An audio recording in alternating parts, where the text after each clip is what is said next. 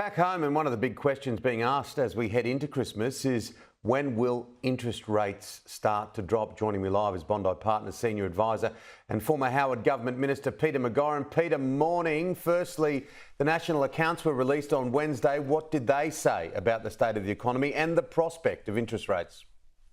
Disastrous figures, Tim, and it just confirms that Australia's standard of living is falling. With little hope of increasing in the years to come. There's no action on productivity or on taxation reform, on reduction of business regulation, and so on. So I'm afraid we're now paying the price for inactivity on basic economic reform. And if it weren't for government spending, that tepid growth rate would be even lower. Government spending on schools, defence, social security and so on is the only reason we have any growth rate and have not fallen into recession. Well, a lot of people just living in Australia and struggling ahead of Christmas, wanting interest rates to drop.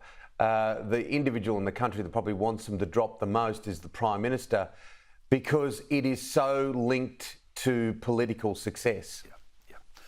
Exactly right, Tim. But interest rates won't drop because of our falling growth rate, because that's not how the Reserve Bank look at it. They're adjusting interest rates and keeping them high because of inflation.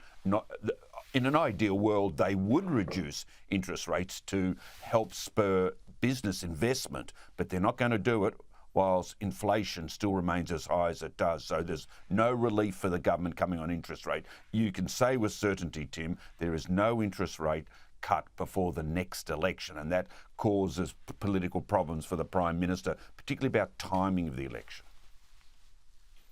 Yeah, it is such a difficult one, isn't it? You talk to different economists and different people have such different views on it, but it is looking difficult, isn't it? And we still don't know when that election will be. A lot of people are saying, mate, there's every chance it could happen earlier. Now, moving on, the nuclear energy inquiry that's been set up by the government, is this a political risk for the coalition given the lack of detail that has been released so far?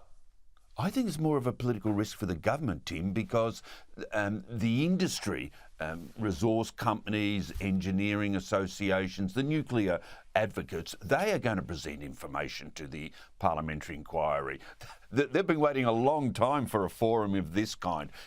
Parallel to that, Peter Dutton has said that the opposition will be releasing their costings, their detailed plans before Christmas. So I just wonder if the government has shot itself in the foot by giving the opposition and the pro-nuclear advocates a forum such as a parliamentary inquiry. I remain puzzled as to the tactics behind such a move. Now, internationally, the United States, Joe Biden, it's been quite a week for the president. He pardoned his son, Hunter. He fell asleep on the job. What did you think of the pardoning of Hunter Biden?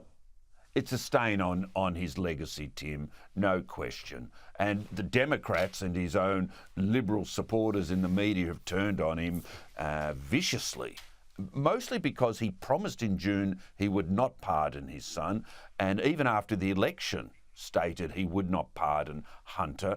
And so breaking his word seems to have been as big a crime as the actual pardon of a family member, because there are precedents for that.